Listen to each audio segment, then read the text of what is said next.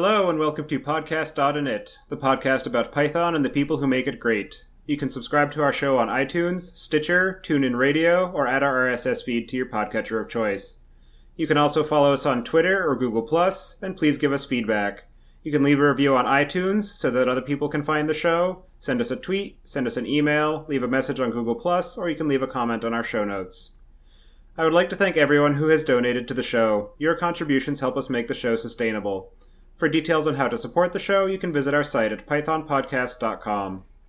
We are recording today on December 16th, 2015, and your hosts as usual are Tobias, Macey, and Patti. Today we are interviewing Scott Sanderson on algorithmic trading. Scott, could you please introduce yourself? Hey everybody, I'm Scott Sanderson. I'm an engineer at a Boston-based startup called Quantopian.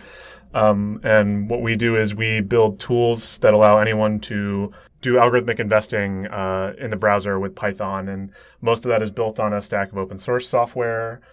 So much of what I do is sort of built around the SciPy stack and building tools that enable people to do open reproducible data science, especially in the sort of financial domain. Very cool. So how did you get introduced to Python? So the very first introduction to Python I had was my senior year of high school, I think. So that would be 2009. And I did like the, basic intro to computer science class, which is, here is a program, here's hello world, here's, loops and conditionals and all these other kinds of things. And then I went off to college at Williams College, which is a small liberal arts college in the northwesternmost corner of Massachusetts. And I didn't do much programming for the first 2 years that I was there. So I was a math and philosophy major, actually. So a lot of ideas that are sort of related to programming and a lot of the stuff that I was interested in there was like foundations of math and set theory and that sort of thing. So it was a lot of stuff that has sort of intellectual roots that are very tied to programming, but I didn't actually come back to programming until the end of my sophomore year, and they have all these courses that are sort of like gateway drug courses to trick people into doing programming. So I took a course that was actually on game design, and it was half like art class and like some very basic statistics, and then they teach you some intro to Java programming. And so that sort of got me hooked back on programming stuff. And then the next summer, I ran into John Fawcett, who's the CEO here at Quantopian, and he had just built the very first prototype of Quantopian, and it was like it was just him like working out of his garage basically. And I got in touch with him because his brother was coaching wrestling with my brother at a school in Newton. And he was looking for people to like beta test the first prototype of Quantopian. And he wanted people who had, mathematics or like backgrounds that he thought would be interesting for quant finance. And so we got talking about that, and I was really interested in it. And we got along very well. So I ended up interning at Quantopian that summer, and that was sort of my first real experience with Python. And as a result of that, I really enjoyed that experience. I learned a lot from that. And that sort of convinced me that I wanted to pursue software engineering as a career. And so I ended up going back to school, doing a whole bunch more programming, almost ending with a computer science major in addition to the math and philosophy stuff. And then after I graduated from college, I actually was looking at a couple different things. And because I got into programming so late, I originally sort of was debating between going back to Quantopian and doing a couple other things. And I decided to try something new to just sort of see how I felt about it. And so I actually worked at a small game studio called Demiurge Studios that are based out of Cambridge for about 9 months. And there I was doing some Python. So I was working on a mobile app, actually a game that was on a whole bunch of platforms. But one of the things that it was on was mobile, but it had a back-end server that was in Django. And so originally I was there and I was working mostly on C++ engine level code, but I had this background in Python and especially Python web stuff from my original work at Quantopian. And so I ended up gravitating toward doing that work at Demiurge. And then after about 9 or 10 months, actually, I loved that experience there. I have nothing but good things to say about the people at Demiurge. But one of the things that I actually really missed was the startup environment, and also getting to work on open source software is a big part of why I ended up coming back to Quantopian after that period of time. And I kept in touch with Foss, who's our CEO here, and he sort of convinced me to come back and come work on Quantopian full time. So I've been back for almost 2 years now, so since March of the prior year. And do you have any insight into why he decided to choose Python as the lingua franca for doing the algorithmic trading and for exposing to end users? Yeah, so one of the things that I think is really unique about Python, so like the other obvious choices are either like a very low level like systems programming language. So like if you're at a giant institutional quant shop somewhere, the workflow is often that you have people who are like data analysts or who are quant researchers, and what they do is they'll write their algorithms or they'll prototype their algorithms in R or in like maybe in Python or in MATLAB, but in a language that's just really focused around data science, and then they'll hand it off to the engineering team who will then rewrite their code usually in C++. And so that often sort of introduces this whole translation layer where someone has to write the code in one language and then translate it into another language. And you can imagine if you're doing sort of a sophisticated quant financial algorithms, there's a lot of opportunities for things to get lost in that translation. And so one of the unique things about Python is that it can sort of bridge the gap between the low-level systems programming stuff that you need to be efficient enough while still providing a lot of nice high-level APIs that people who are doing the sort of more exploratory data science work want to do. So things like NumPy and Pandas and the whole sort of scientific Python ecosystem make it a really compelling platform for actually implementing like the statistical pieces of the quant models. But then the fact that Python's a really great language for interfacing with more low-level code. And it also, the fact that, if you're doing, Python's very unique in that it has both a really robust numerical computing community and also a really robust web programming community, which I don't know of any other languages that really hit the intersection of those two things. So obviously Quantopian, the main thing is it's a website. And so we have large portions of our stack that are built around some of the Python sort of web framework stuff. And it's great that we can be able to use Python for sort of both ends of our stack. And for anybody who doesn't know, can you explain what algorithmic trading is and how it differs from high-frequency trading?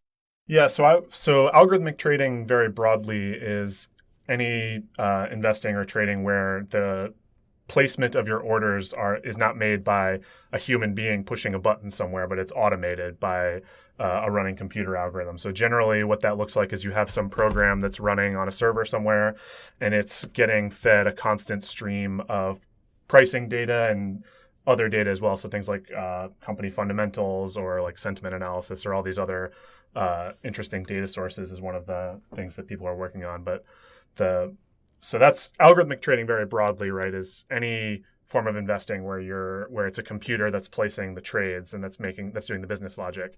A sort of narrow subset of algorithmic trading, which is what gets a lot of press, is this notion of high frequency trading, which is you hear about these giant firms on Wall Street that are like co-locating with the exchanges and building these fiber optic networks and all this stuff. So these are all people who are the main distinction between HFT versus just algorithmic trading is that they're trading much, much faster. So their principal advantage is that they're trading, hundreds or thousands of times a second, and they're making decisions on micro or nanosecond frequencies. And so I guess to answer your specific question, so HFT is a specific kind of algorithmic trading, which focuses primarily on execution speed and on market making as the way that it generates returns. And can you give some insight into the kinds of algorithms and libraries that are commonly leveraged for algorithmic trading and some of the mathematical principles that are necessary to be able to write effective algorithms for those purposes?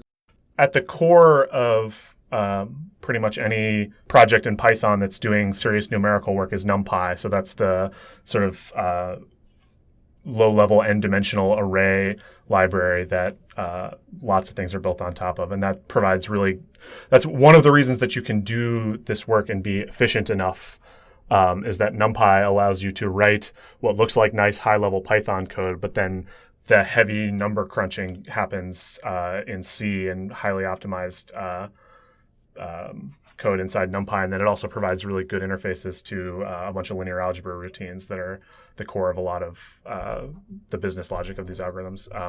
And then, so NumPy sort of sits at the base of the SciPy stack. And then at higher levels, you have libraries like Pandas, which is an or mostly a two-dimensional, but it has higher dimensional tabular and labeled data library. So that's really great it also has really robust support for time series data, which is an important part of any sort of financial analysis. And so those are sort of the building blocks in terms of which people are writing their algorithms. And then the specific challenges that you have for writing an algorithmic trading strategy is basically at any given time, what you're saying is, given all the information that I know about the world, do I want to make any trades? And so generally speaking, the way that you bifurcate that problem is you say, well, given, my view of the world and all the data that I have, what are my desired positions? Like, what are all the assets that I wish I could hold if I could just wave a magic wand and say, these are the positions that I now hold? And then once you have sort of a desired target portfolio, you say, well, given that that's where I'd like to be and given that this is where I am now, how do I move to point A to point B? And as you get, especially if you're managing a large portfolio, there's a lot of interesting subtleties in terms of like, how do you go from point A to point B without having a large impact on the market or being reasonably sure that things will execute at the prices that you expect them to.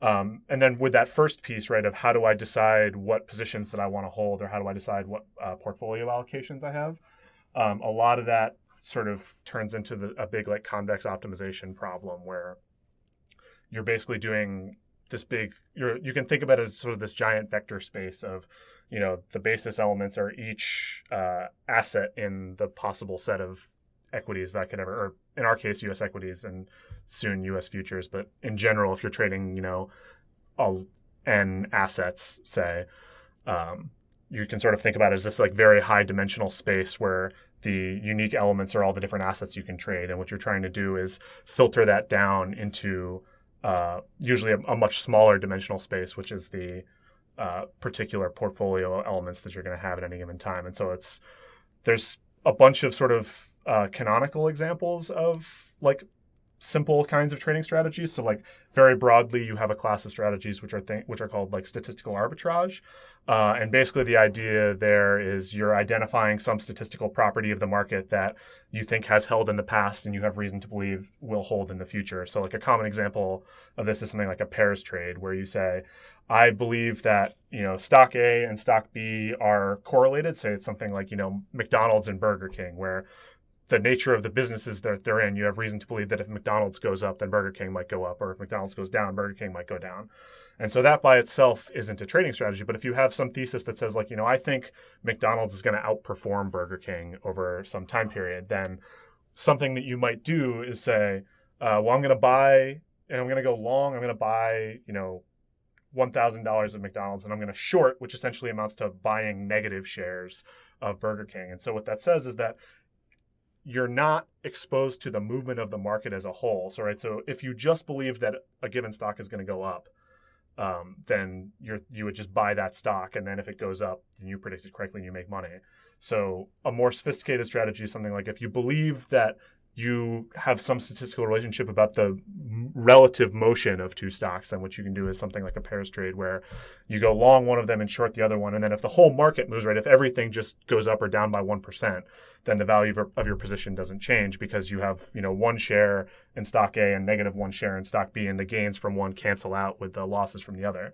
But if you're long one and short the other one, and then just the one that's long that goes up, or if they both move up but the one that's long goes up more, then the net effect of that ends up being that you make money. And so the idea there is that if you can identify some sort of meaningful statistical relationship between two, where you can generalize this to sort of larger baskets. So in general, if you can identify some sort of statistical property of relationships between various different assets, then you can construct portfolios that will make money if that relationship continues to hold. So that's sort of one very broad class of strategies that sort of gets called statistical arbitrage.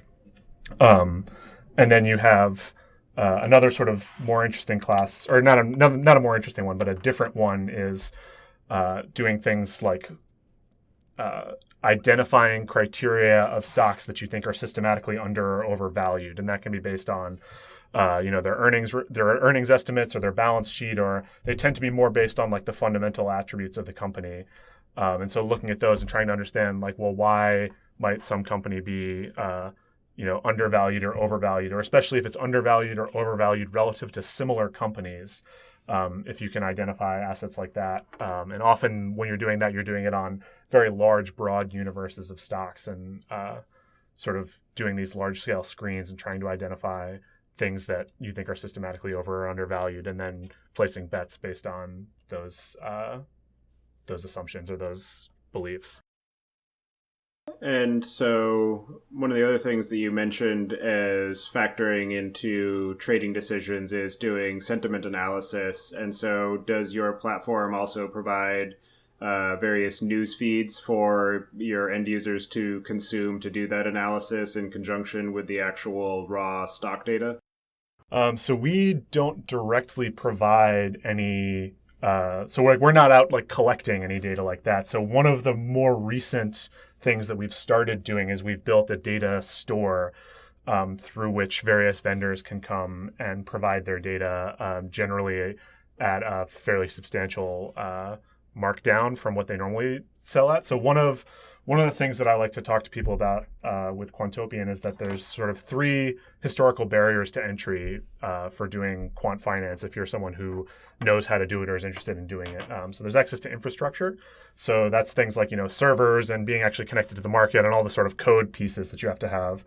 There's access to capital. So if you have some algorithm and you can connect it up to the market, then none of that matters if you don't have money to trade with it. And there's access to data, and that's all these sort of different data sources. And so one of the things that we've been working on in the last 9 months to a year is building out this sort of library of different data sets that people can bring in and import into their algorithms and use. And historically, that's data that's been very expensive because their customer base has been like institutional quant shops and Wall Street hedge funds and people who have deep pockets and who are buying enterprise contracts. And so if you're a single individual, most financial data is sort of priced out of what's in a reasonable price range for you, and especially if you're doing it sort of as a hobby or if you're trying to break into the field, it tends to be pretty expensive. And so one of the interesting things that we've been able to do with the data stores is because we're a single platform where people can show up and use this data, it sort of provides like a retail market that hasn't existed up until now. And so you mentioned sort of the sentiment analysis stuff. So there's actually a bunch of vendors on there who they don't provide. Some of them provide the actual articles, but that's pretty hard to work with because you have to be like training your own machine learning algorithms to make some sense of those. So what many of those vendors do is they aggregate all of this data, and then their core business is writing machine learning models or writing sentiment analysis models, and they'll produce like a score or like an impact score. So they'll say, on this day, the net aggregate news sentiment for Apple was, +1 with an accuracy rating of, some value. And so basically what they'll say is something like, Apple's net sentiment was positive or negative, and we're this confident about it. And so that the data that's sort of been ingested a little bit at that point tends to be the APIs that we're providing right now. I think in the inevitable fullness of time, we may try to give people more access to the raw data, but we've started with data that's a little bit easier to consume and a little bit easier to work with and doesn't require as much deep, right? If you're just taking like the Twitter fire hose and trying to turn it into trading information, you need to have an awful lot of different kinds of expertise to pull that off. Absolutely. Yeah, and also providing the more raw data would necessitate increasing your infrastructure capacity as well for being able to actually perform the training on the subset of data and then actually running the generated models against the remainder data. So I can definitely see how that would prove, even just from an engineering perspective, rather challenging. And also, too, having to have the support for those additional libraries, whether it's the NLTK, which I know is quite popular, or any of the other natural language toolkits that are out there. Yeah, it's also like, even ignoring sort of the engineering challenges of how do I make the data available to you, even I think in some ways harder actually is how do I make an accessible API for that? So my sort of principal role here at Quantopian is API design. So it's sort of my role to think about like, well, what are the functions that you can call in your algorithm, and what is, there's sort of the nitty-gritty details of like, what are they named, what are the arguments, like what is that sort of, how do you spell things? But in some ways, more importantly, is like, what are the underlying concepts that we're presenting to the user? Like something that I talk about a lot with people here is this idea that any API that you design is normative in the sense that it is making an argument about how you ought to think about a problem. So when I'm presenting to you an API where, all that stuff I talked about where I said, like, you can think about a trading algorithm in terms of this like high dimensional vector space getting mapped down into a smaller vector space of, weights like that. If I present an API where that's sort of the core abstraction, then I'm encouraging you to think about the problem in a certain way. And I think, at least for certain strategies, I think that's kind of the right way to think about the problem. But it's definitely, there's a conscious choice being made to encourage the user to think about a problem both in a way that's sort of tractable and effective, and that also sort of encourages them to decompose the problem in ways that they can tackle efficiently or tackle effectively. So I think even more than the technical challenge of like getting the data available and letting people run the models, it's also the sort of conceptual problem of if we have all this like radically unstructured data, how do I give you some uniform API for working with and thinking about that data? And for people who are using the Quantopian platform, have you found that there tends to be a sort of common background among them, or do you find that you have lay people coming in and making effective algorithms as well? I would say there's a pretty broad mix of people. I would say most people who come to Quantopian and are successful have some sort of technical background, but the particulars of that technical background vary quite a lot. So we have a lot of students, both of like with math and CS or econ backgrounds or finance backgrounds. We get a lot of people who are scientists by trade, people who do like physics or chemistry or biology or math or that sort of thing. We get people who come from finance backgrounds who may or may not have a lot of programming experience. So they're people who are traditionally used to working in Excel or working in a little bit less of like a robust programming environment. And so they'll come in with a lot of financial domain knowledge, but then their sort of hurdle is learning to program in Python. And we do get a fair amount of people who have learned Python or learned to program at all coming into Quantopian. And so there's sort of this spectrum of people with financial knowledge and people with engineering knowledge. And most of our users fall sort of somewhere in between there where they're strong in one place, but maybe not in the other place. And there, we do get some people who show up who are like have a whole bunch of knowledge in both of those places. And we have some people who show up and don't have any knowledge but are just interested and want to learn and work at it and get better at it. But there's definitely sort of a broad range of people who come and work on stuff here. Arguably, I would think that for some of the finance people that you mentioned with some of their high-end Excel knowledge, if you've seen what some people do with Excel between the macros and the VBA and things like that, I mean, some of it's pretty crazy. Like some of it, I'll grant and warrant that it is not a formalized programming language in the sense that Python is, but I feel like it at least rivals the complexity. So if they've learned that, they should be able to come up to speed with Python. If not fairly easily, then it should be a fairly tractable lift, right? Yeah. I think the thing that people who come from an environment like that, they don't struggle with like how do I do math or how do I do that, but they struggle with things like not having immediate visual feedback, or with like understanding how to structure a Python program in a way that will be efficient, right? So things you get sort of in some ways basic things like if you append to the front of a list over and over in Python, that for kind of low-level implementation reasons turns out to be slower than appending to the end of the list. So things that are more sort of idiosyncratic domain knowledge. And one of the things that I think helps a lot with that, and one of the things that we focused on a lot early was building the community around Quantopian. So, you can come to Quantopian and write algorithms and, create your strategies, but there's also a big forum where people can share knowledge and make posts and share IPython notebooks is a relatively new thing, and share backtests, which is especially unique in finance because finance is sort of historically this really secretive, I've got my secret special sauce and that's how I'm going to make money and I can't tell anyone because then they'll steal my idea thing. So one of the things that I think is really interesting and unique about the platform that we have is that we've built this place where people can interact and share and learn from one another. And you still definitely get a little bit of caginess from some people, especially people who are newer, I would say, where they won't talk about exactly what they're doing, but they'll still ask programming questions. And they'll say like, I'm trying to do this NumPy thing and I'm getting a syntax error, or I'm getting a index error, and people will come and help them and talk to them about the implementation stuff. And so I think that's a really interesting thing. And also one of the things that often happens there is you get people with programming knowledge and people with finance knowledge, and they meet up and they team up and they work on things together. And so you get that sort of collaborative aspect of the community that I think is really interesting.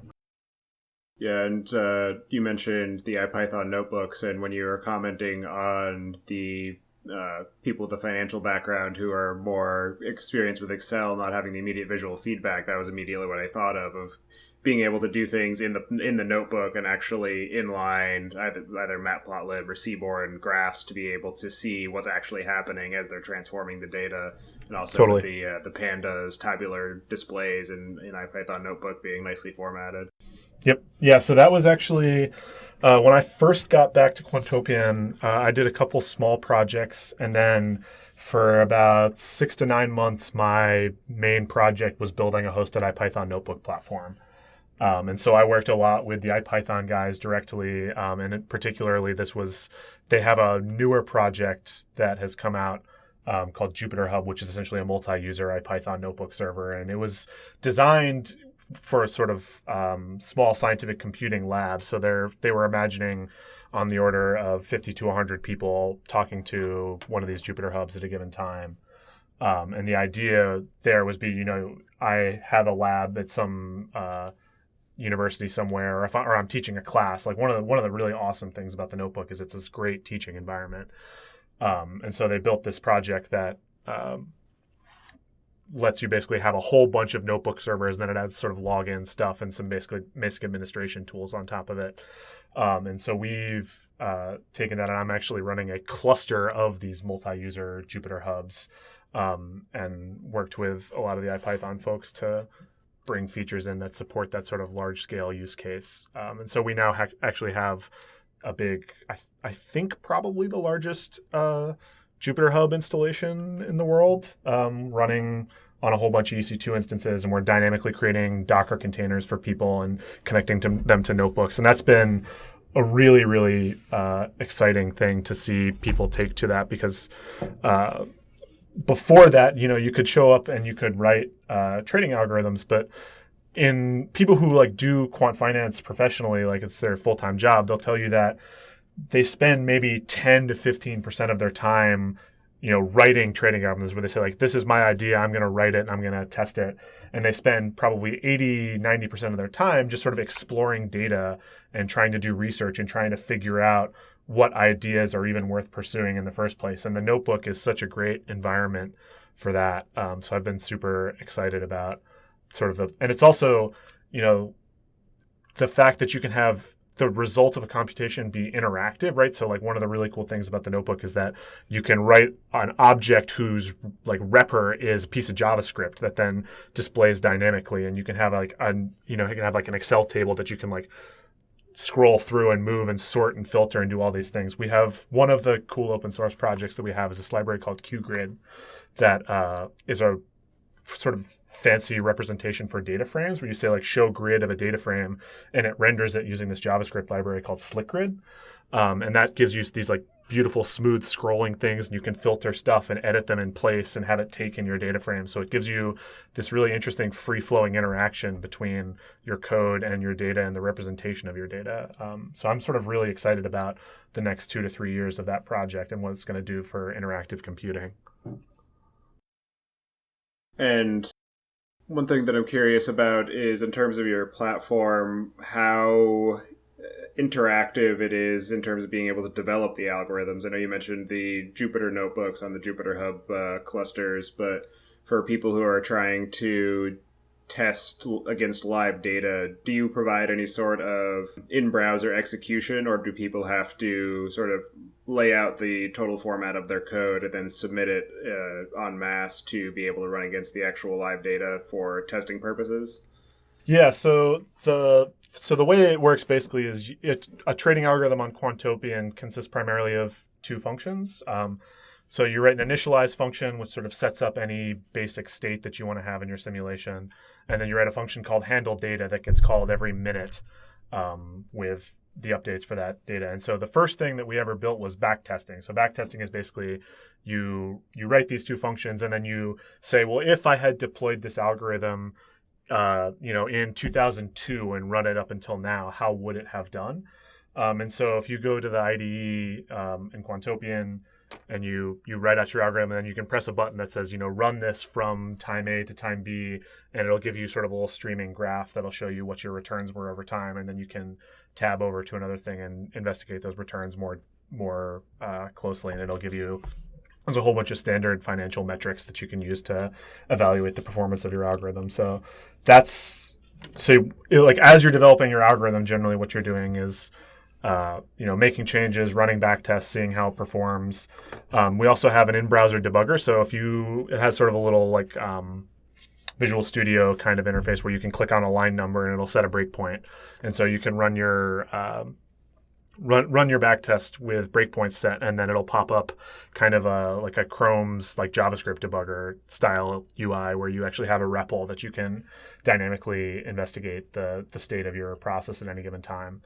And then so once you've actually developed your algorithm, and you're satisfied that it's interesting to you, then generally what people do is move to paper trading, where you deploy it, and then it's sort of our infrastructure takes control of it, and we'll actually start feeding it live updates of data every day, and we'll tell you your simulated returns over time.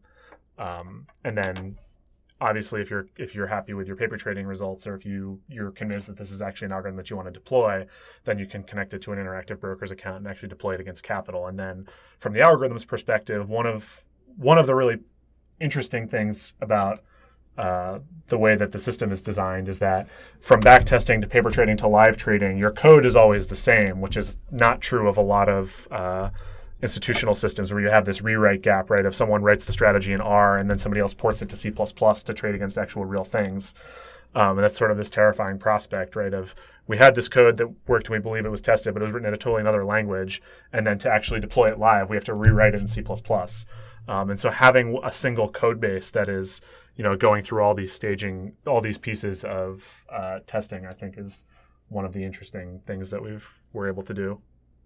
Yeah, for that kind of scenario, I imagine that having some sort of test harness that actually allows for executing against the different language platforms would be very useful to verify that the actual translation was done appropriately. But also, I'm sure that people who are focusing more on the actual data manipulation aspect and don't necessarily have as thorough of a your more traditional software engineering background might not necessarily be as rigorous with the testing that they do perform, if any.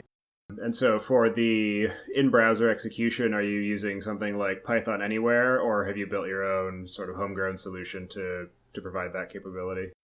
So the execution isn't happening in the user's browser. I should probably make that clear. So the IDE is it's actually a Ruby on Rails app. So the place where you're typing is it's Rails, and then the front end is CodeMirror, which is the same thing that Lighttable is built on, is a well-known project. And then when you press build algorithm, that takes your code and makes a post to a Flask server that then forks off a simulation process and connects it to a live data feed. And then that thing streams results back to the browser over a WebSocket. And so the actual code is running in AWS on one of our servers.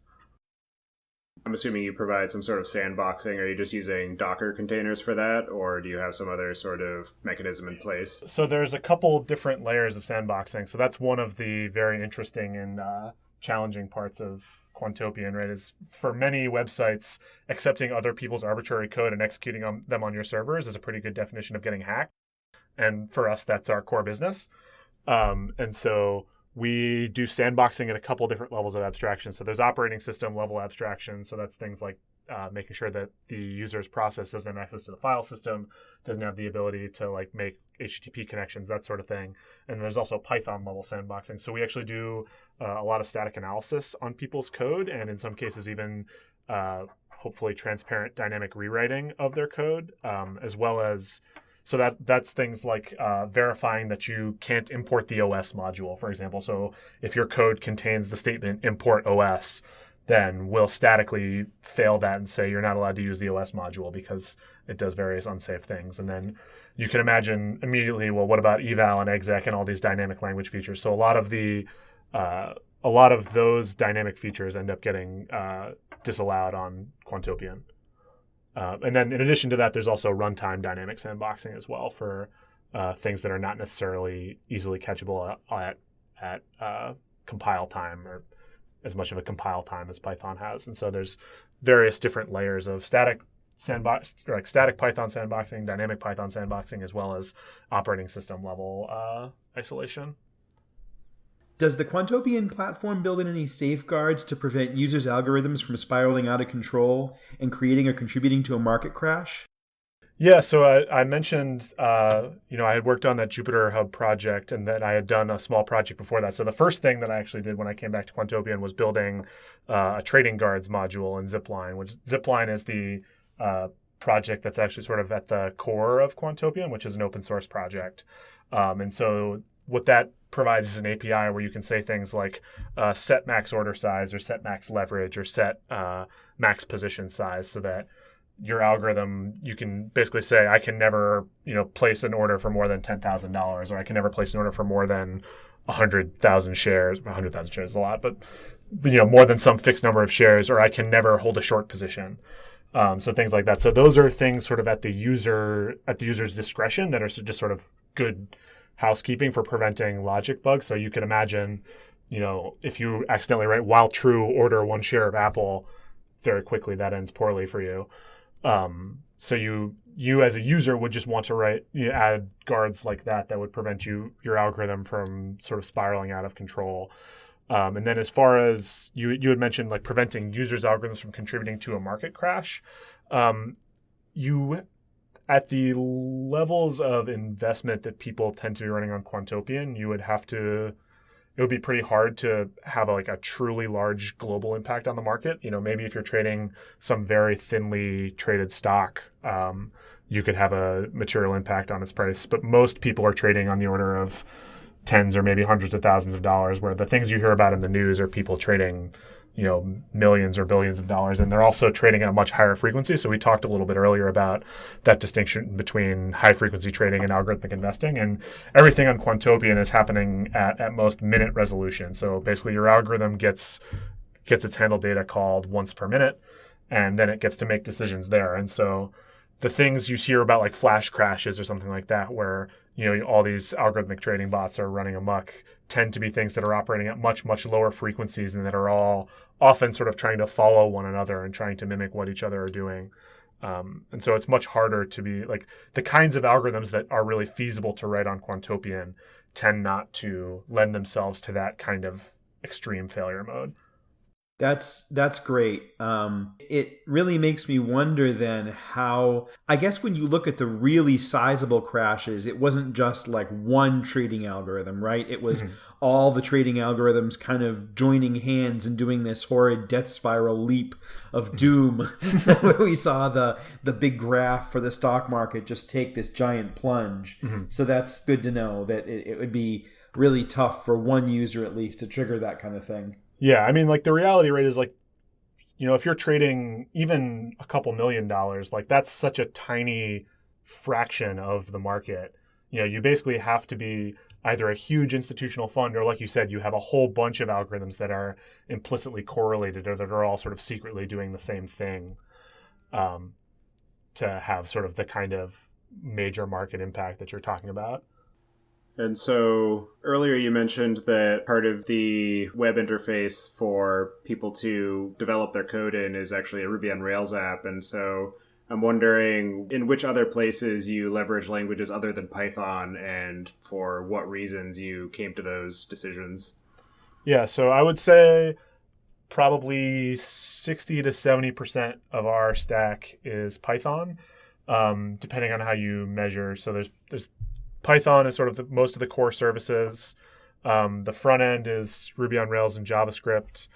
We also, for a lot of the performance-intensive pieces of our Python stack, we drop into Cython, which I don't know if you guys have worked with Cython at all, but it's basically sort of a Python-like language that then gets compiled directly into Python C extension modules. And so it's a really nice language for taking pieces of Python code that have become performance bottlenecks and transforming them into much more efficient code.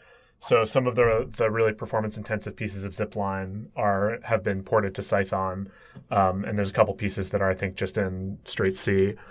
We have a couple services that are in Go, and I think we have one script in Haskell, which the person who wrote the Haskell script is very proud of. It's a script for parsing a data vendor's documentation. It was written as a Haskell Alex lexer.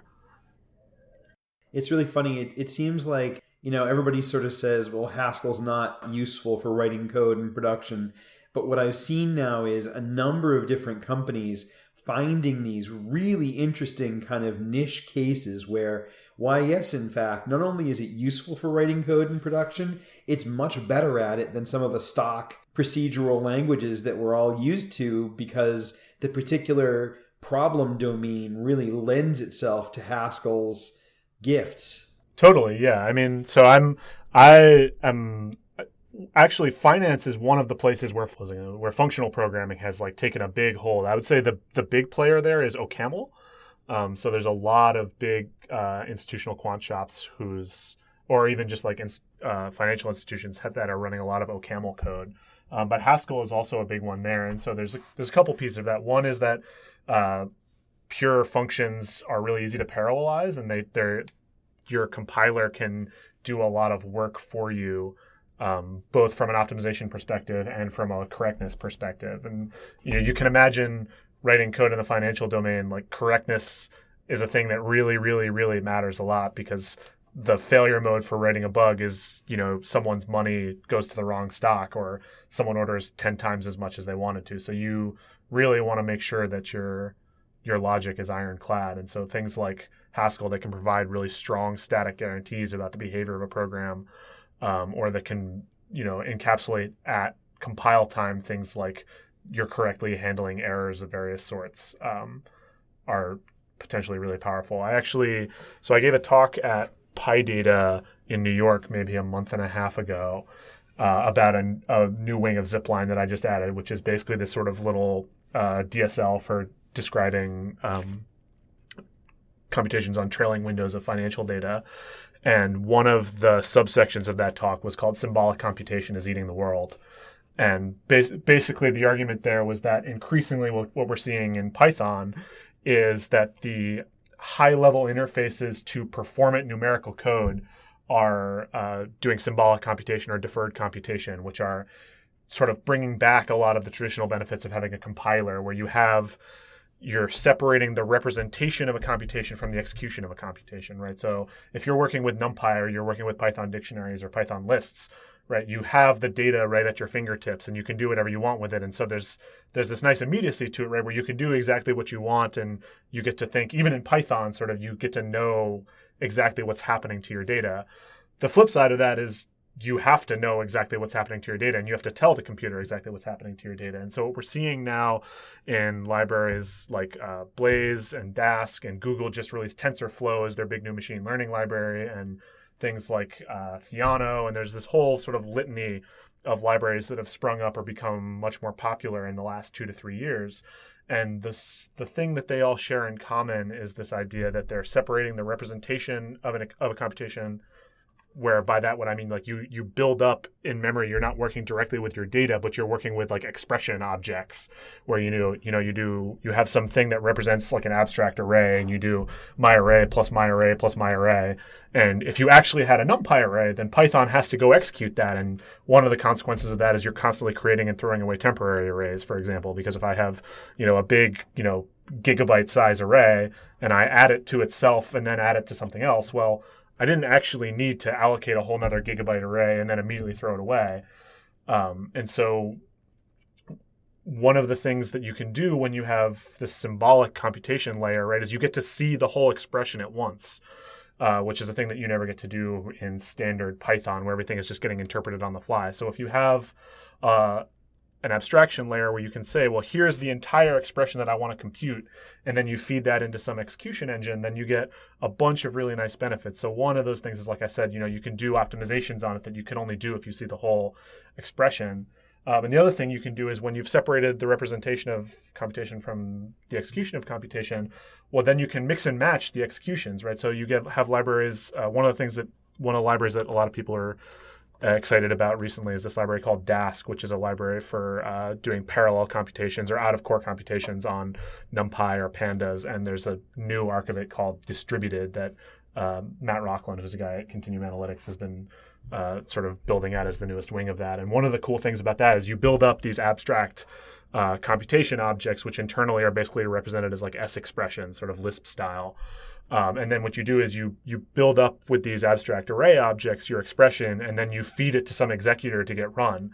And the cool thing about that is there's like a single-threaded executor, but there's also a multi-threaded executor, and there's a multi-process executor, and there's even this distributed executor where you say, take my expression and farm it out to my giant cluster of machines and compute all the pieces of it in parallel, and then cobble them back together and send them back to me.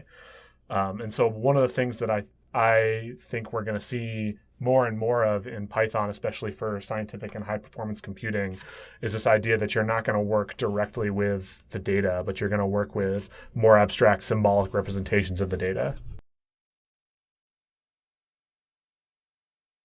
That's interesting. And it also occurs to me that in addition to that level of abstraction and symbolic sort of representation that you're talking about, which has such huge wins when you're manipulating such large data sets, it occurs to me that with things like Haskell, and I realize some of these kinds of libraries exist for Python as well, some of the testing capabilities, like you can kind of prove the correctness of your program, could be really handy where actual money is involved.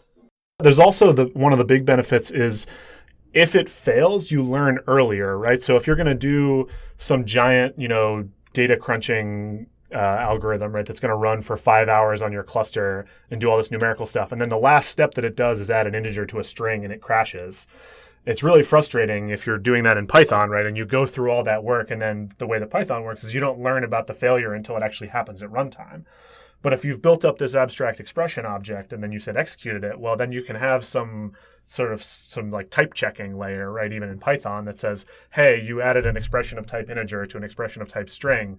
You're not allowed to do that. That's going to crash when I try to execute it, right? So like one of the traditional benefits of a compiler is that you catch certain kinds of errors before you ever even run your program. And that's what I think sort of the same kind of thing you're talking about with Haskell, right? Where you get these strong guarantees where if we ever started to execute your program at all, then you have certain kinds of correctness guarantees that come out of it. And obviously you still have to verify that the actual core logic is correct and then you didn't subtract where you meant to add or something like that. But preventing yourself from making certain kinds of category errors is a really big win sort of in terms of your productivity because you learn about errors faster. Yeah, and I think that that's also why there's been such a recent upsurge in both static languages and also in optional and progressively typed languages and layers on top of dynamic languages, even including the recent type module for Python 3.5, which has certainly caused some contention in certain areas. But I think that because of the fact that it is optional, it still provides a lot of potential value, particularly in terms of being able to provide more effective static analysis of your source code as long as you provide accurate type annotations. Yeah, I think that I'll be very interested to see how that plays out because part of it, I think, is that the type annotation stuff is really only as valuable as if it's really only truly valuable if it gets adopted. And so I think it'll be interesting to see I think the big challenge for that in a lot of ways is going to be the Python 2.3 compatibility stuff because the annotation syntax I don't think is legal in Python 2 for it. And so if you have libraries, there's this large community of libraries that are trying to do single source Py2.3 compat stuff. And if you want to leverage the type annotation system, then Although I guess you have the interface file, right? You have the like Right. stub files, so you don't actually have to put them in source. Exactly, and I think that was a big reason for Guido adding that capability as well, is so that you can still have the two and three compatible libraries, and not having to directly modify the source while getting some of the benefits of the optional typing. Yeah. Guys, is this type hinting? Is this Yeah. what we're talking about? I just want to make sure I understood what you were referring to. Yes, I was just going to say in Python 3.5, there's a new type module where you can actually provide type annotations in function definition. The intended purpose is for IDEs and static analysis libraries to Right. be able to provide ahead of time checking to make sure that the types of the arguments are appropriate, both for the arguments to the function itself as well as the return values. I was just curious if this was the same thing that Guido gave the talk on at Python 2015, Yes. where he basically said, yeah, okay, good. There's kind of no point for raised hackles because he made it very clear, like, this is a completely optional concept. It's mainly intended for companies with ginormous code bases like Google and the like, which, as you said, need to perform better static analysis, and maybe IDEs if you choose to use it and the IDEs support it. But he made it very clear that this was in no way, shape, or form. We're not going to make Python a typed language all of a sudden. Right. And it's also an experimental module as well, so it's subject to future modification. So the current API is subject to future evolution. So what PyPy packages does Quantopian leverage in this platform? I know you've mentioned a few already, but let's just sort of round out the list if we can. Yeah, so we maintain a couple. So Zipline is our sort of big flagship one, which is the backtesting engine that's at the core of Quantopian, and that's what provides all the APIs that I talked a little bit about. And then it has classes and stuff that let you import your own data if you wanted to run an algorithm sort of in the Quantopian style, but run it on your own machine. Then Zipline is sort of the place where you do that. And the caveat there is you have to actually have your own data as well. And then a more recent library that we released maybe 5 or 6 months ago is a library called Pyfolio. That's a visualization and algorithmic, or it's a library for assessing the performance of trading algorithms. So if you take basically like the return stream and the positions and the transactions and all the sort of exhaust of a backtest or of a live trading algorithm, you can plug it into Pyfolio and it does a bunch of cool visualizations that let you get a sense of what your algorithm is doing and like which positions it's holding, it's making money, or which positions are not making money, or and how it did at various points of like turbulence in the past, that sort of thing. And then we have a couple smaller libraries. So I have a library called PG Contents that does IPython notebook storage in Postgres instead of on your local file system. We have that library QGrid I talked about. That's for data frame representations. So those are the ones that we maintain. And then obviously I talked a lot about being built on top of like NumPy and Pandas and SciPy and Matplotlib and Seaborn. So all these sort of standard scientific computing libraries for Python. And obviously IPython and Jupyter, that whole computing framework is what the whole research platform is built on top of. And then some other ones that we use off the top of my head, SQL Alchemy for talking to SQL databases. We use Flask for most of our Python web stuff, and Gevent for the Gevent and some stuff using, I don't know if it's pronounced G-Unicorn, or I tend to read it as Gunicorn because I find that word hilarious. But that's the web server stuff. There's also an interesting one that sort of ties back to that symbolic computation theme I talked about a little bit, is one of the libraries from Continuum Analytics, where the people who make the Anaconda Python distribution, is this library called Blaze, which is this sort of abstract symbolic interface to lots of different data sources. And so the idea with that is you build up these like Blaze expressions, which are just sort of these abstract objects, and you say execute this Blaze expression against these NumPy arrays or against this data frame. But it can also do more exotic stuff. So you can say execute these Blaze expressions against a SQL database, or against CSVs on disk, or against like KDB Plus, or all these other crazy things. And so we use that for some of our internal data loading infrastructure. And then we have some of our newer APIs, especially in that research environment, are built on top of Blaze. And we have one of our engineers here is one of the core contributors and maintainers of that library as well. And so, sort of bringing it back to the beginning, how do the financial returns compare between algorithmic versus human trading on the stock market?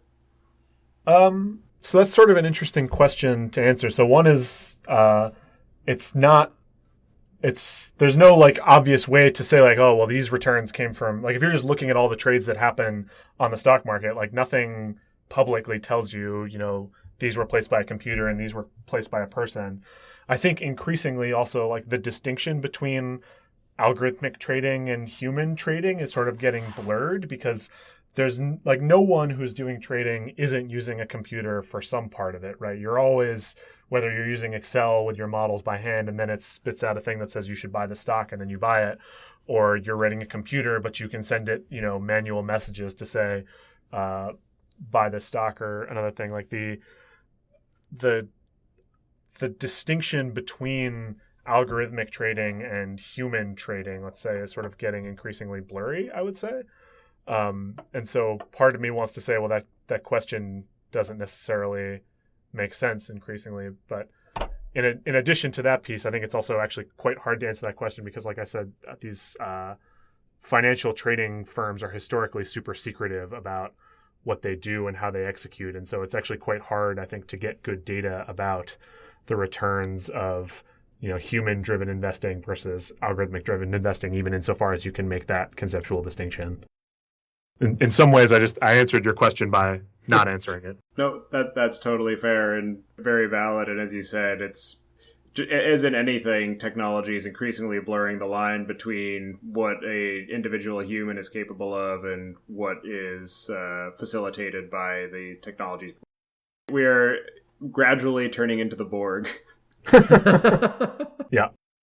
So can you speak about any trends that you see in the trading algorithms people are creating for the Quantopian platform? Sure, yeah. So a lot of that.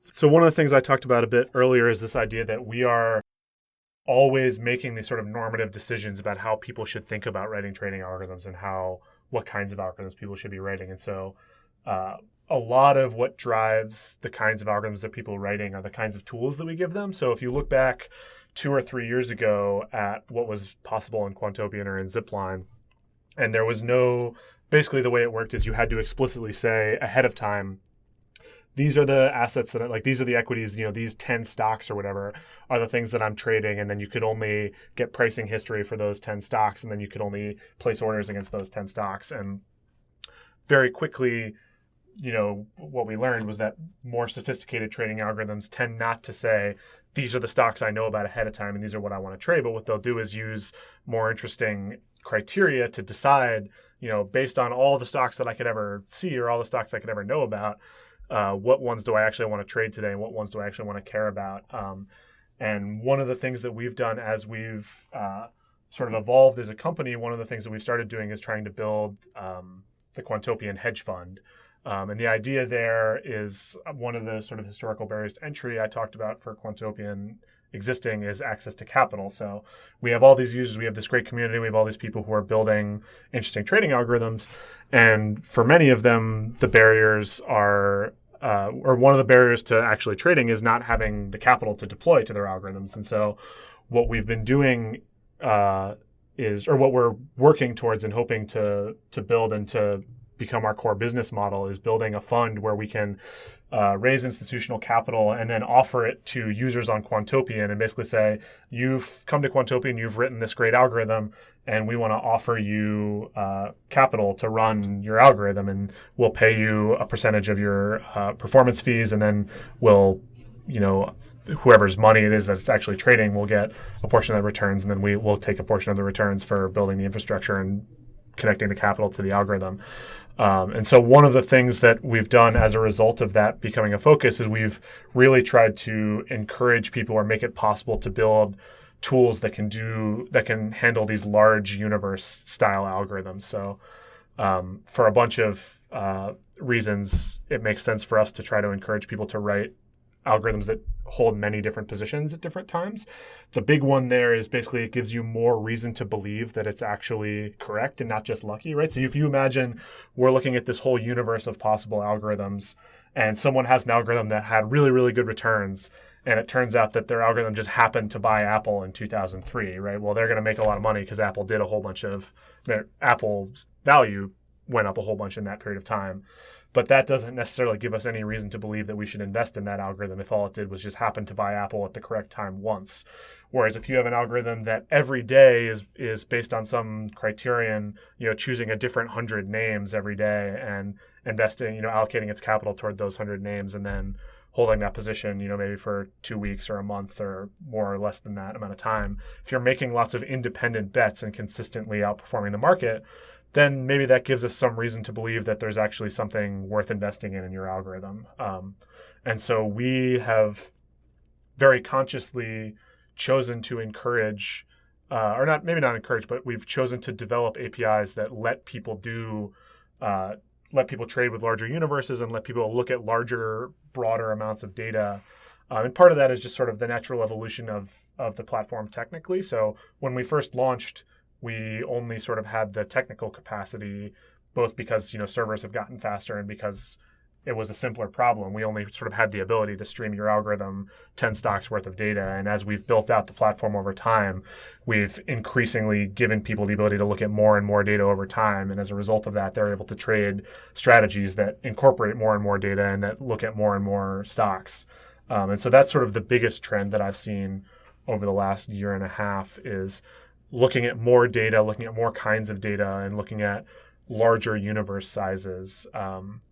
And incorporating those into their universe in a more dynamic way. So not just saying ahead of time, a priori, these are the things I care about, but rather sort of defining algorithmic criteria to decide what things your algorithm actually wants to trade. So this is just idle curiosity on my part. I think we've gotten a pretty good idea of what kind of technical knowledge is required to get started writing trading algorithms on the Quantopian platform. What kinds of resources are required? How much money do you have to put into the till in order to be able to start writing algorithms and seeing how they work?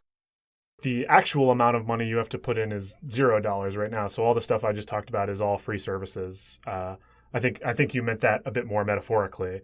But so we, it depends what your background is, I guess. If you come in and you're one of those people that has a ton of finance knowledge, then your challenge is going to be picking up the Python. If you come in as one of these people who knows a ton of Python but doesn't know the finance, then you have to sort of pick up the other side of it. One of the things we've started doing in the last maybe 9 months or so is we actually have a full-time engineer whose job is building tutorials. So if you go to quantopian.com/lectures, I think, there's a whole lecture series that's basically going from like what is a trading algorithm all the way through like pretty sophisticated portfolio optimization techniques, and they're all done as IPython notebooks, and they've got references and diagrams and pictures and code samples. Like the thing that I love about the notebook, right, is it lets you sort of interleave code with narrative, and so it's this really effective teaching tool. And then on top of that stuff, there's videos that go with them that Delaney, who's the engineer who's been working on all this stuff, his background is mostly in statistics and computer science. So he's done a really good job of building these sort of tutorials for teaching people the basic tools for this. That is very cool, because I think, in a sense, Quantopian, although it leverages all these other technologies, it really is kind of a technological platform unto itself. And it's like the challenges in getting people to adopt Quantopian seem to me to be very similar, or if not identical, to the challenges involved in easing adoption for people, really, of any technology or API or framework that you might be offering. So I think it's really super important, and this is a drum that I beat at every opportunity, and very cool that you guys recognize that and have invested the effort in providing good tutorials. And like you said, IPython Notebook is, my kind of education, right? Like, here's this thing, I'm going to explain it to you. Now go try it. Now go play with it. Now break it, fix it. Right, yeah. I was going to say, that piece is really cool, that you can open up one of these lectures, which are done in the notebook, clone it into your own account, and then change it slightly. Like, one of the things for me personally that really helps me learn is to take something that I think I understand and then think about, well, if I change it in this way, how do I expect it to change? And then being able to see if my sort of thesis about the world actually holds true. Yeah. And getting that sort of reciprocal feedback from the thing that I'm learning, I think, is a really powerful way to come at a lot of this stuff. Absolutely. And maybe building on what you just said, sort of being able to edge yourself out, right? Like onto the ledge, because when you think about it, like the unknown in any circumstance, learning something new is about, to an extent, sort of conquering the unknown. And it's like, dealing with the psychological aspects of that is much, much easier if you have a platform where you have a known working example and you can change small things and then change larger things. And before you know it, your training wheels are falling off and you're, writing your own algorithmic trading, formulas. So that's very cool. Yeah. The other thing I think too, that sort of comes with that's sort of like the terror of the unknown thing is that I think the lecture series helps with is it has an order to it, right? So there's like you show up and it says lesson 1, linear regression, lesson 2, linear correlation analysis, right? And there's this linear sequence of things where you'd say, well, you should learn this, then you should learn this, and then you should learn this. And if you want to go skip through them, you can, but giving you sort of a concrete path through the topics, I think, is one of the sort of subtle benefits of it, that it doesn't just give you this blank slate and say, here you go, learn this entire domain all at once. Right. So are there any other questions that you think that we should have asked, or that you feel it's one of those things, like sometimes, we try really hard to come up with a good set of questions that really sort of explore the topic, but you are the expert, right? So like maybe we're missing something, or maybe there's just something that occurred to you that we didn't cover. So I think you guys asked this a little bit and I sort of glossed over, but you mentioned you guys asked at the very beginning, like, why did we pick Python for Quantopian to begin with? And I talked a lot about like all the libraries and all these sort of things that exist in Python. One of the things that I wanted to come back to as we were talking about sort of IPython as a teaching tool and all that other stuff is that one of the other really powerful things that comes with Python is the interactivity of it, and having the ability to get immediate feedback on what you're working on, I think has also been a really important part of Python's success in the data science community. And I think we're seeing increasingly Python taking a larger and larger share of data science because it has this great interactive story and it has this great data analysis story, but then it also is this very versatile general purpose programming language where you can do pandas and NumPy and all this stuff, but then you can also attach all that stuff to a web server, or you can attach all that stuff to, some other, programming domain where, like R, for example, and I've used R some. I'm not a huge R person, so I will apologize to any R lovers who are also podcast in it listeners. But so like R is great for statistical stuff, right? If you just want to crunch numbers and you want to do some sort of fancy statistical model, there's probably an R package for that. But if you then want to hook that up to a web server, or you want to like run that remotely on another machine, or you want to do another sort of more general programming task, the ecosystem dries up really fast. And so I think one of the things that's been great for us with Python is it having these really great focuses in numerical computing and in web stuff, but then also having this very broad sort of expansive base of other skills and other libraries and other use cases. And a lot of that comes from its sort of rich, long history of being around. But I think also the nature of the language itself encourages, these very general purpose solutions. Absolutely. And just quickly, I really feel like the power of the REPL should never be underestimated. Totally. I really feel very strongly. For a while, it seemed like the REPL kind of fell out of favor, right? Like you had languages like Java and C and C++, not that they were new or anything, but it just seemed like the emphasis was moving away from interpreted languages. And I just like, I'll admit, I am lost at sea when learning a new language if I don't have a REPL. I mean, I can do it, but it takes me an awful lot longer. For me, that ability to interactively play with expressions and noodle on things is just key to learning any new language or technology. Yep. I think especially, too, with Python, even compared to other languages that have REPLs, like we talked a little bit about Haskell earlier, and Haskell has a really good REPL. One of the things that it doesn't do super well and I don't think this is a knock on Haskell, it's like pretty deeply part of the design of the language, is that it doesn't have the rich introspection capabilities that Python has. So like one of the things that I love about Python, right, is if I'm trying to remember what the method signature of some pandas, some data frame method is, or the data frame constructor, which takes 1 billion arguments, the fact that I can pull it up and in IPython do like data frame question mark and have it show me the doc string, or do help of data frame and have it list all the methods for me, and be able to sort of like introspect and interact with the code itself, is really, really powerful and really, really, it's one of the things that makes Python a really productive language for me, is that I often joke that I mostly use IPython as this interactive documentation engine, essentially, where I have Emacs open in one terminal and I have a REPL open, and the REPL is just there so that I can look up docs. Yeah. Right. And I can quickly see like what the signatures of the code that I'm writing are. And two, when you're working in the REPL, being able to view the current state of an object as well by just typing the dunder-dict attribute and seeing what are all the different keys and values that are currently associated with this particular object. Totally. Yeah, REPL-driven development has definitely made my life a lot easier in a lot of ways when I'm working in Python and other languages that support it. To parrot Chris's question, is there anything else that we didn't ask that you think we should have, or anything that you want to bring up before we move to the picks? I don't think so. I feel like we got a pretty broad swath of different stuff. All right, so with that, I will get us started. My first pick today is something called Kinetic Sand, and it's a lot of fun to play with. I have kids who love to play with it. We actually have a sand table where they can mold it and mess around with it and use different toys to create shapes. And what it is it's actually just regular sand, but it has food-grade silicon mixed into it so that it will stick together as if it were wet, but when you take your hands out of it, they stay completely clean, and it sticks to itself and nothing else except other silicone items. So if you have cooking tools that have silicone on them, don't let your kids put them in the kinetic sand.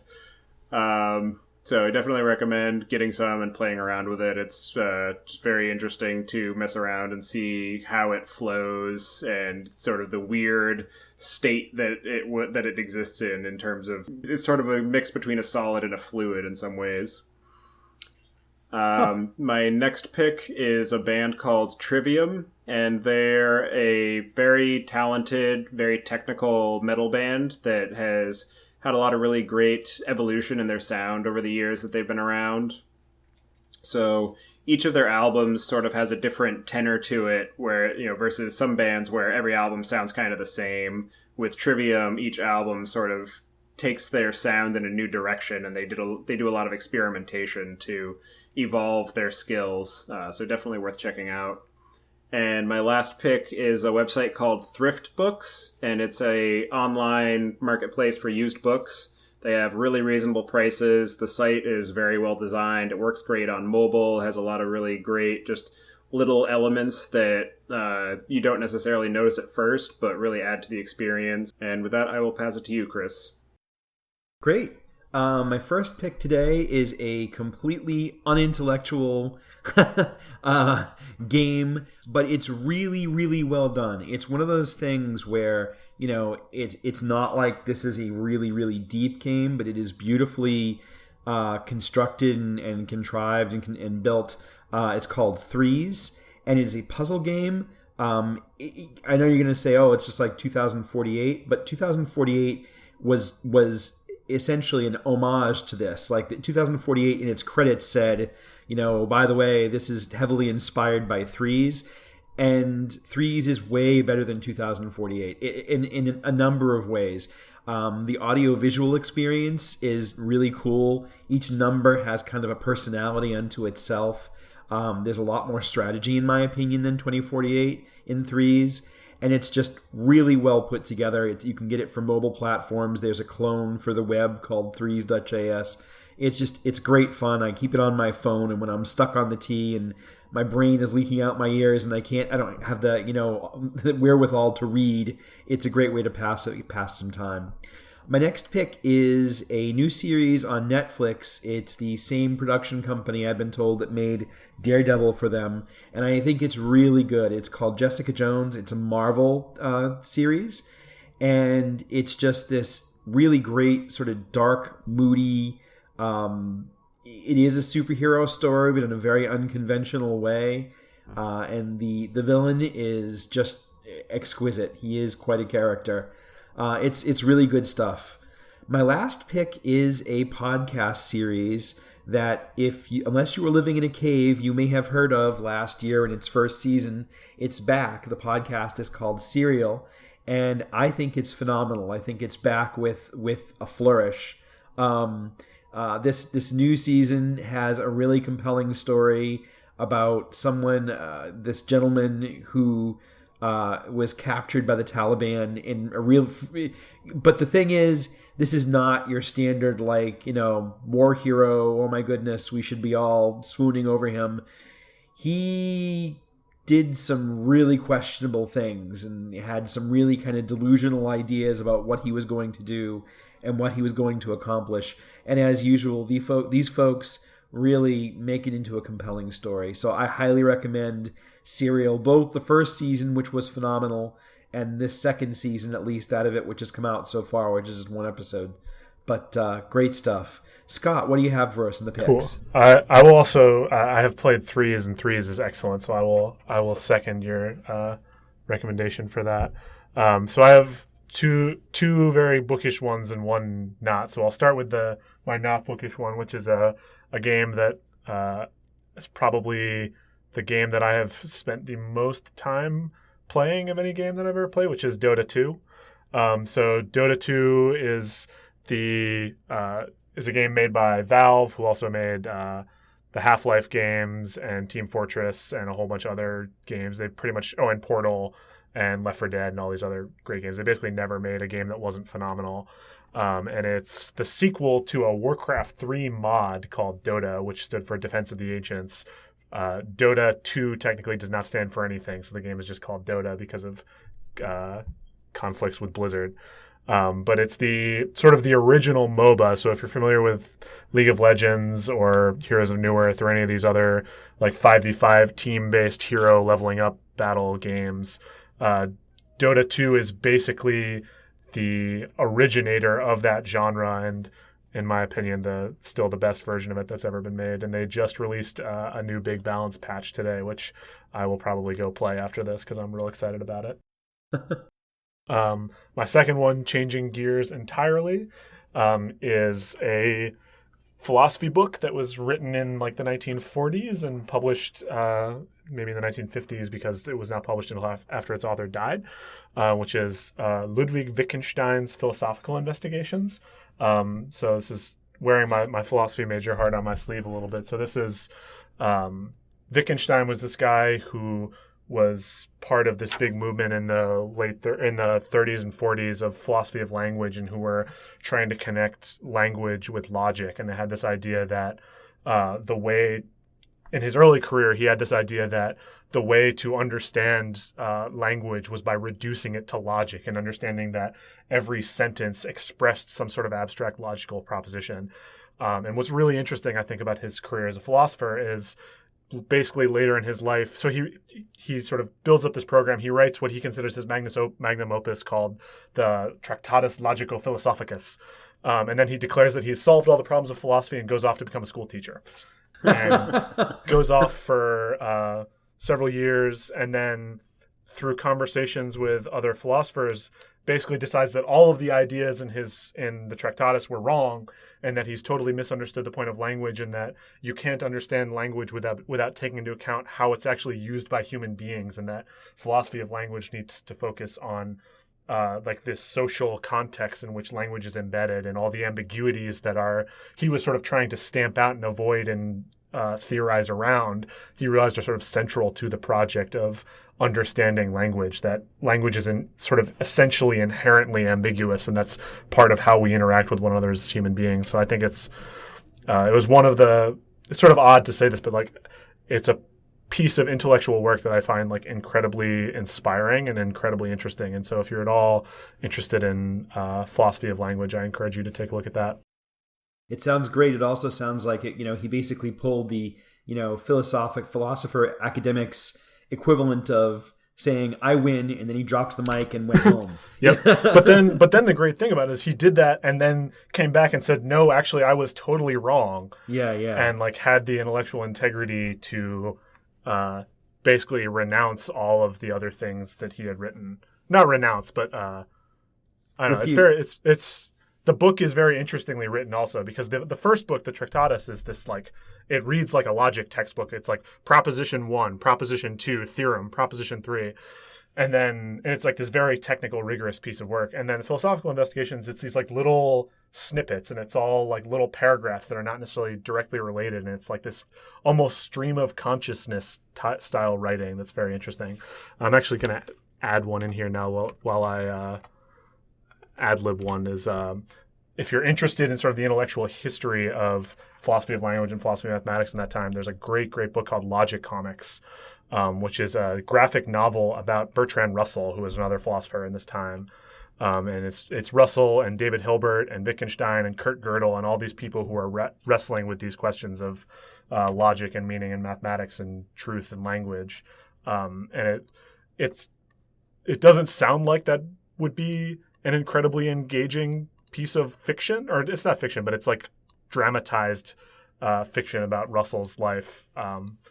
That was one of the things that originally got me interested in that topic. So I'll throw that one in before going on to the last one. And then the last one that I was going to talk about is Infinite Jest, which is my favorite novel.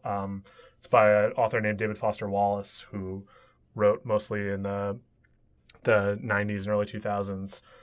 It's this giant brick of a novel. It's really hard to explain. It's like half set in a tennis academy and half in a halfway house, and there's all these different characters, and it's about like how to like think about art in contemporary America when we're saturated with things that are trying to be easy and trying to be seductive. So a lot of it is about the relationship between like novels and visual art and things that ask the consumer to do work and be difficult, and how those relate to things like television and the internet. It's actually written before the internet was really as big as it is now, which I think is interesting because it's very prescient in a lot of ways, sort of foreshadowing this idea that so much of like our most precious resource now is sort of attention in a lot of ways, right? We have so many possible opportunities to be engaged and to be entertained and to be stimulated that it's hard for certain kinds of art or certain kinds of intellectual work to not compete exactly, but like, it's hard for us to bring ourselves to engage with those kinds of works in the way that you need to in order to get things out of them. And so it's asking this question, right, of like, how do we, if we believe that those kinds of works are valuable and that they provide certain kinds of experiences or certain kinds of stimulation that you can't get from something that's a little bit more superficial and a little bit easier, like what's the role of that in our lives? And it ties that in interesting ways to addiction and to religion and faith and to sort of being a part of something larger than yourself. I can't recommend it enough. I think David Foster Wallace is a brilliant, brilliant author. It kind of reminds me a lot of a book that I have not read, but I keep seeing referenced over and over and over again called, I believe it's Entertaining Ourselves to Death, about how our society is so fixated on immediate gratification and sort of, Twitch-based entertainment that we are losing our ability to focus on anything meaningful, kind of similar to what you were saying there. And as far as the Logic comics, I have not read that one in particular, but I have read a very similar series called like The Cartoon Guide to various philosophers. Like I read The Cartoon Guide to Heidegger, The Cartoon Guide to, and there are a few others. And they are actually really, really, there's actually something really, and I think they're actually by the same guy, or maybe the same publisher. And he also did like The Cartoon Guide to History, Philosophy, Chemistry.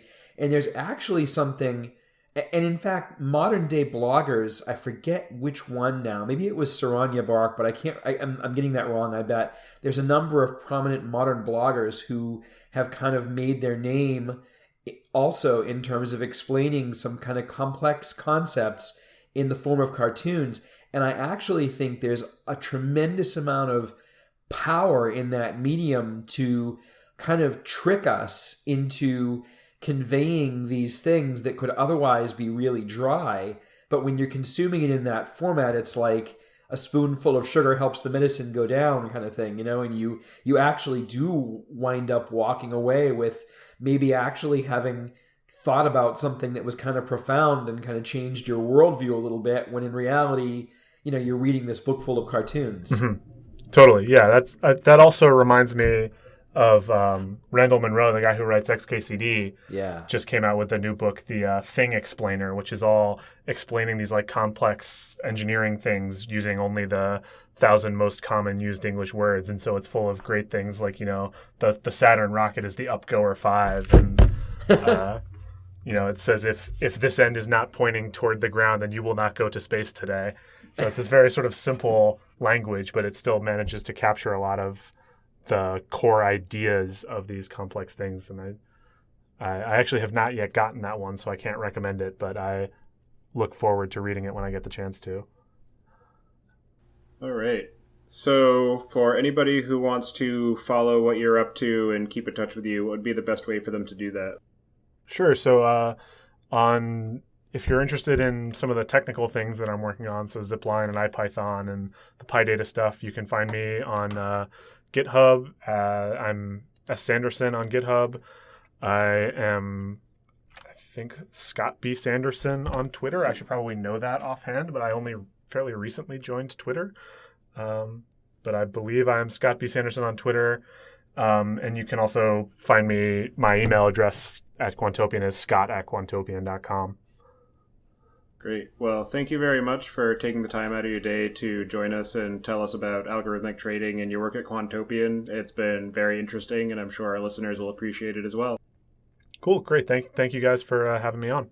It really has, and I have to say, it's kind of funny. I have a couple of weeks vacation coming up here at the end of the year, and not that I'm going to spend the entire time, because I want to spend some time with my wife and go enjoy the world. But I will say that knowing that this stuff is free to sort of even just start to poke around, and you guys have some really great tutorials out there, I may actually invest some time in at least exploring it, if only to understand what it's about and have a sense of it, because it sounds really neat. I mean, it sounds like it would be, even just, as a technologist, kind of fun to explore what you guys have built.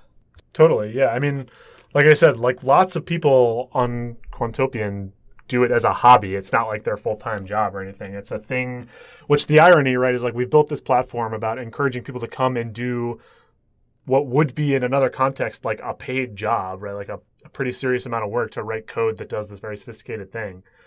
And people come and we're sort of, I guess, hopefully not too surprised, but always sort of kind of amazed that people come and do this really hard work because they enjoy it and find it engaging and interesting. Yeah, definitely a very interesting platform and a very interesting problem domain. So thank you again for taking the time to explain it to us. And I hope you enjoy your time playing the new Dota 2 expansion. I will do that. All right. Good night. Have a good See you evening. guys.